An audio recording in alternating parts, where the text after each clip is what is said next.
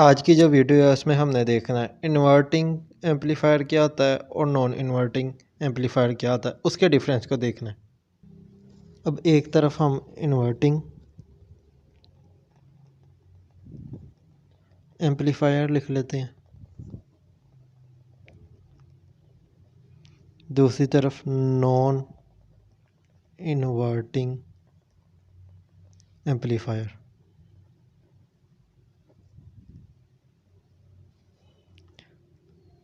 अब सबसे पहले हम इसकी डेफिनेशन की बात करते हैं। It provides N amplified signal which is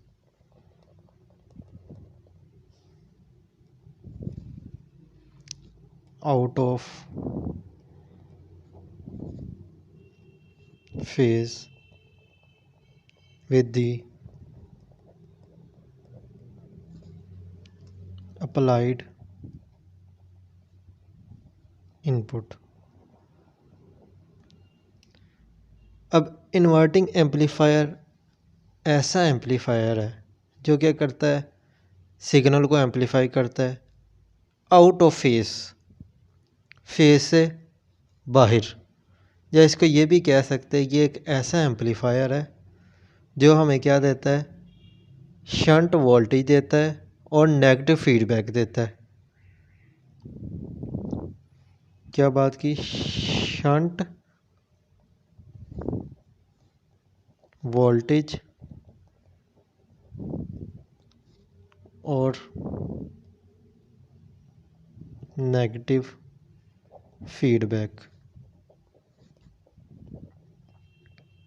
इसको हम क्या कहते हैं, इसको हम कहते हैं इन्वर्टिंग एम्पलीफायर। अब जो नॉन इन्वर्टिंग है उसकी डेफिनेशन क्या है, it is designed to provide an amplified signal which is in phase with the signal present at the input।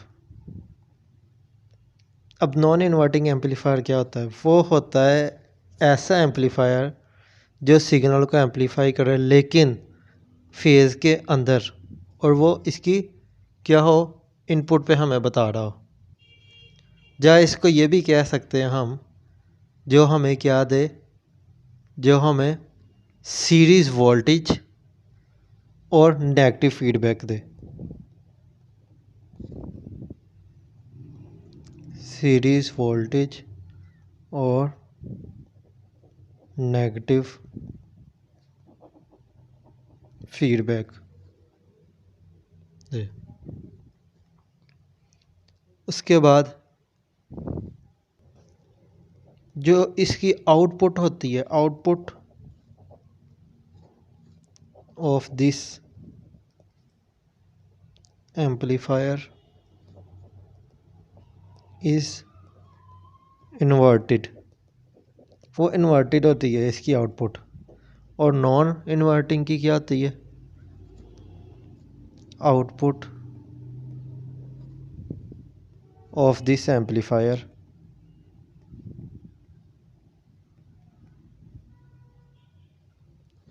is in phase by the input signal। ये क्या होती है, इन फेज होती है, और ये कहाँ पे होती है, इसकी आउटपुट इन्वर्टेड होती है लेकिन इसकी इन फेज होती है। इन्वर्टिंग एम्पलीफायर में जो इसका रेफरेंस वोल्टेज होता है वो हमारा इन्वर्टिंग टर्मिनल से होता है। Reference voltage can be given to the inverting terminal, और इसका क्या होता है, the reference voltage can be given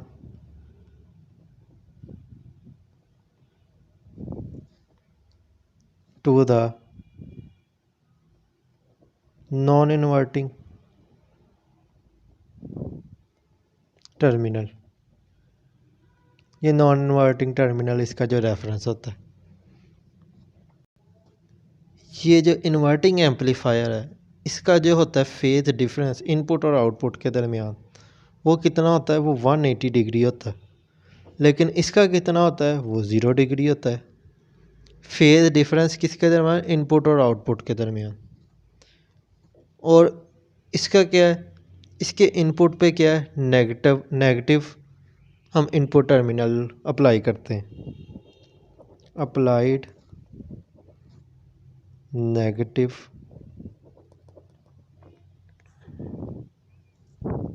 terminal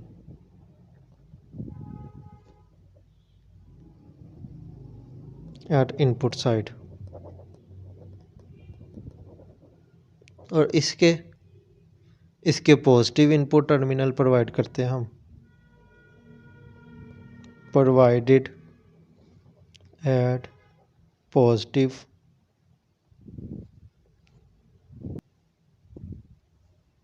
input terminal, इसके पॉजिटिव देते हैं। उसके बाद इसको एक्सप्रेस किस तरह करते हैं, एक्सप्रेस्ड एज नेगेटिव पोलैरिटी। इसको किस तरह एक्सप्रेस करते हैं, नेगेटिव पोलैरिटी से। इसको किस तरह करते हैं, इसकी positive polarity.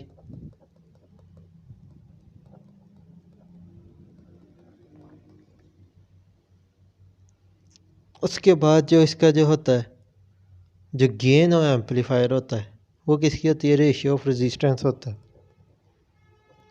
Gain of amplifier वो क्या होता है, रेशियो ऑफ रेजिस्टेंसेस।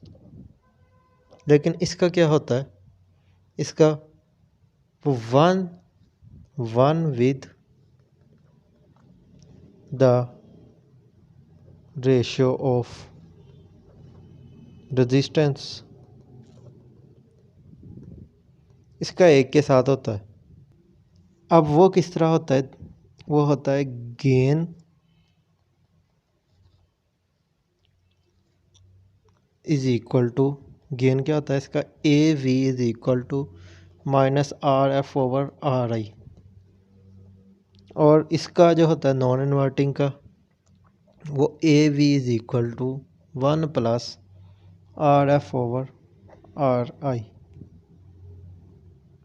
इसका ये होता है, इसका जो गेन होता है, इसकी हम बात कर रहे थे। जो इसकी इनपुट और आउटपुट पर रेजिस्टेंस होती है वो डिक्रीज होती है, लेकिन उसका जो नेगेटिव, किस वजह से, नेगेटिव फीडबैक की वजह से। द इनपुट एंड आउटपुट क्या होती है, डिक्रीजेस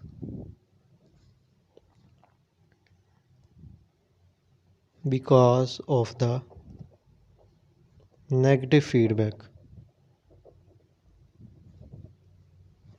और जो इसका है वो क्या होती है, इंक्रीज होती है, इनपुट आउटपुट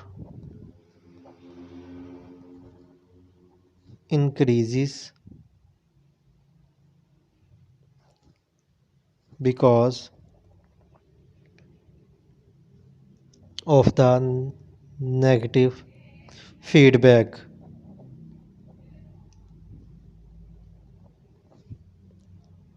ठीक हो गया। उसके बाद जो इसका वोल्टेज गेन होता है वो होता है आल्टर। कब? व्हेन लेस देन, जब कम हो, और ग्रेटर देन और equal to 1। Voltage gain of this amplifier can be altered when less than 1 or greater or equal to 1। और जो इसका होता है voltage gain of this amplifier, वो क्या होता है? Voltage of this amplifier is less than 1। इसकी जो इनपुट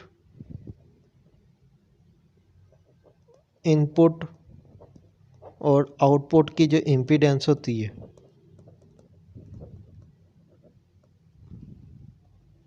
वो क्या होती है? वो होती है R1। और इसकी होती है इनपुट और आउटपुट की इम्पीडेंस, वो वेरी लार्ज होती, बहुत ज़्यादा बड़ी होती। उसके बाद जो इसका ग्राउंड कनेक्शन होता है, ग्राउंड कनेक्शन वो किस तरह होता है? पॉजिटिव। वो क्या होता है? Positive input. इसकी क्या होती है? वो ग्राउंड होती है, इज ग्राउंडेड। लेकिन इस केस में क्या होता है? इसकी नेगेटिव इनपुट टर्मिनल कहाँ पे होता है? ग्राउंडेड होता है, इज ग्राउंडेड। ये थी आज की हमारी वीडियो। इसमें अगर किसी चीज़ की समझ ना लगी हो आप कमेंट्स में पूछ सकते हैं। चैनल को सब्सक्राइब करें। शुक्रिया।